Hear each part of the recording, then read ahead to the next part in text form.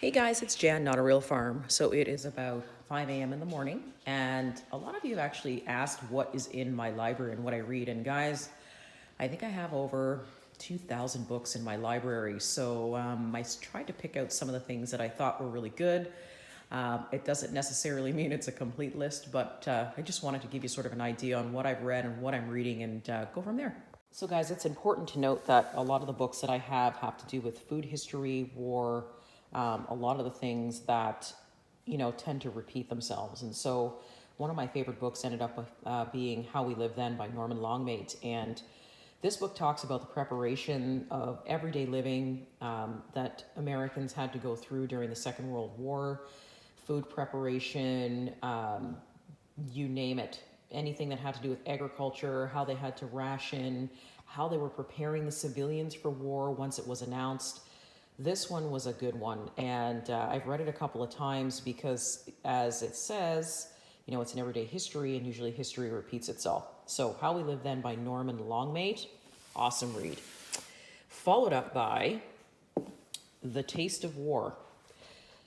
The Taste of War, guys, has to do basically, once again, with food, how they rationed it, where they got it from, propaganda, but it takes a different spin because it actually shows basically how this all came to be through different countries of the world and what each country did to survive and what happened with its civilians. So basically it's a battle for food. How do we get enough of it? What types of things are we going to do? So that is an awesome one if anybody's interested in reading that, Taste of War.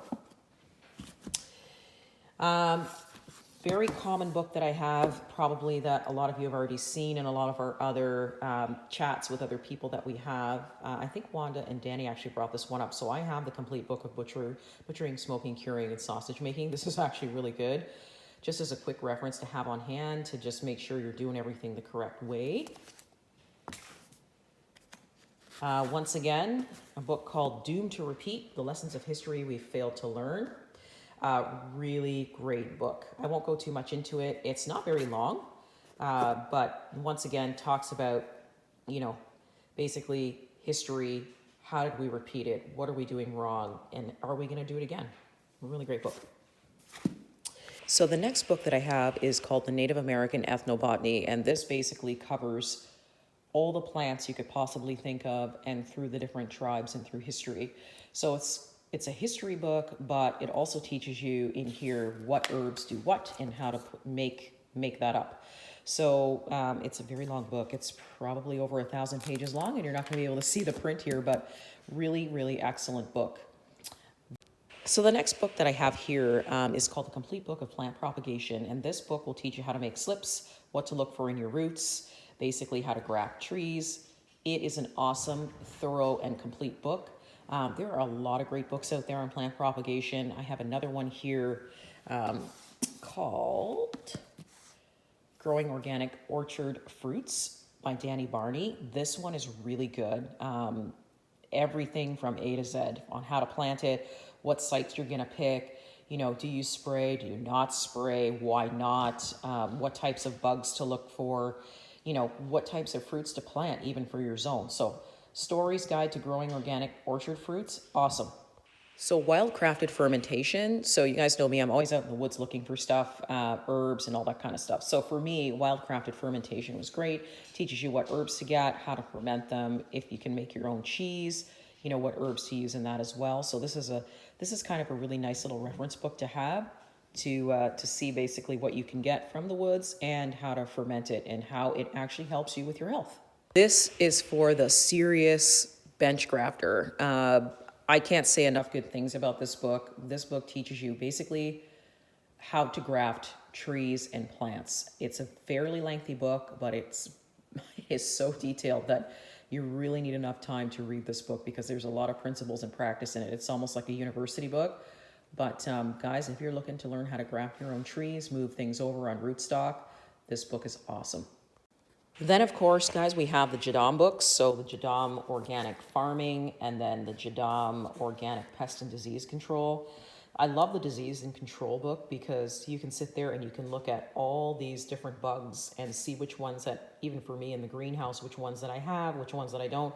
a lot of the bugs tend to be similar when you see them, outside in your garden or in your greenhouse. And so this really, sort of zooms in on the photos and allows you to see all the intricacies and the details of the actual bugs, the entomology of everything. So I really like this book. And I've taken this down into the greenhouse several times to actually make sure and cross-reference that what's in there is actually in there. Great book.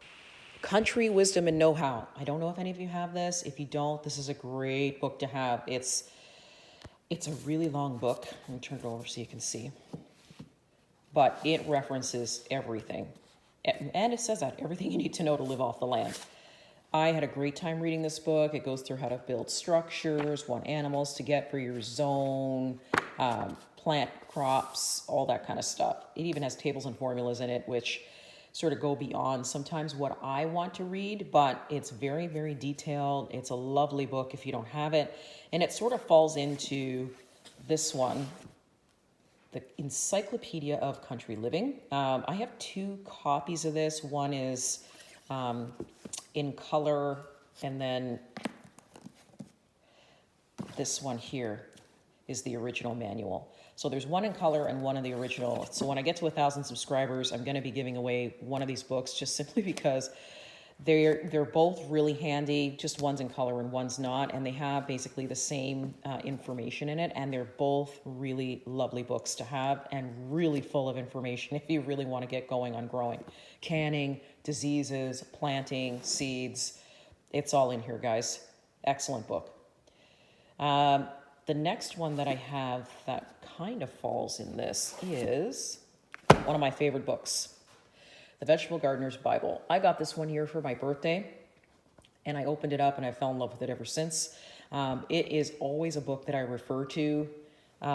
His ways in here and the way that he grows and the way that he uses his soil is amazing. And it's a beautiful book to have as well. If you're looking at something that's sort of a quick reference, but has really good techniques in it, this one's good too. The American Woman's Cookbook Wartime Edition. This is awesome to see the different types of recipes they have in here. There's 1,000 pages in this book. There's 5,000 recipes in here.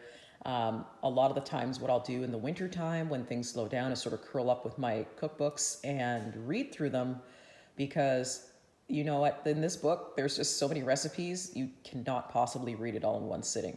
Fire Cider by Rosemary Gladstar. Excellent. I just made a batch of fire cider. Guys, if you've never made fire cider, it's really great if you have a cold or if you just want to boost your immunity. There's probably I think it's about 100 recipes. Yeah, 101 it says on the book. Excellent book. I really enjoy some of the history that she also has in this book and why fire cider came to be. And there's some really great stories in here. So another excellent book. Bone Deep Broth. If you aren't making bone broth for your health, then you really need to research it. Bone broth, guys, is just so good for you and a lot of the ailments that some of us have. So this is a really great short little reference book to figure out which bone broths do what.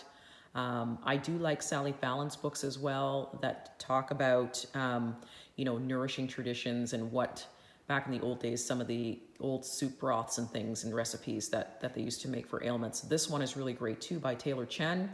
Really great recipes, explains why you should be eating and drinking, what bones do what, how to cook them, how to bake them to make sure you get out the marrow. Excellent, excellent book. And finally, guys, I could be here all day with my cookbooks, so I'm just going to stop at this one, The Ultimate Book of Soups and Stews. This book by Derek Bissonette is beautiful, and it basically goes through all the techniques on how to make some of the most awesome, it's actually easy to make a lot of the soups in here, and a lot of the ingredients are accessible just out of your cupboard. So I just got this actually a few weeks ago, but I really love this book. I'm falling in love with a lot of the soup recipes in here. So simple. And the techniques when you present the soup make it look like it's coming from a restaurant. Really awesome book. And last but not least, I could be here all day doing this, is The Modern Herbal Dispensary. So basically a medicine making guide by Thomas Easley, and beautiful book, lots of information, goes through a lot of formulas to put together sort of, recipes that will help you get through some of your ailments. So I have a lot of health books, a lot of cookbooks, and you know what's funny is I do a lot of gardening, but I do not read a lot of gardening magazines. I just don't have the time for it.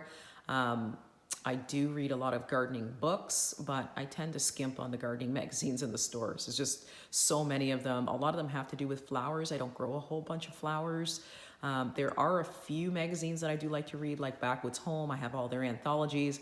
I also have all of the Foxfire collection as well, which is another just indispensable amount of information in that series. So anyways, guys, I just thought I'd share with you some of the books that I have in my library, because I was getting a couple of emails about it. I love doing that. So if you want to see some of the other books, that's great. But if you like the video today, give me a thumbs up, and hopefully you're subscribing, and see you soon. Oh, and just wanted to say thanks very much once again to all the new subscribers and everyone that's joined and jumped aboard. Glad to have you here. See you soon.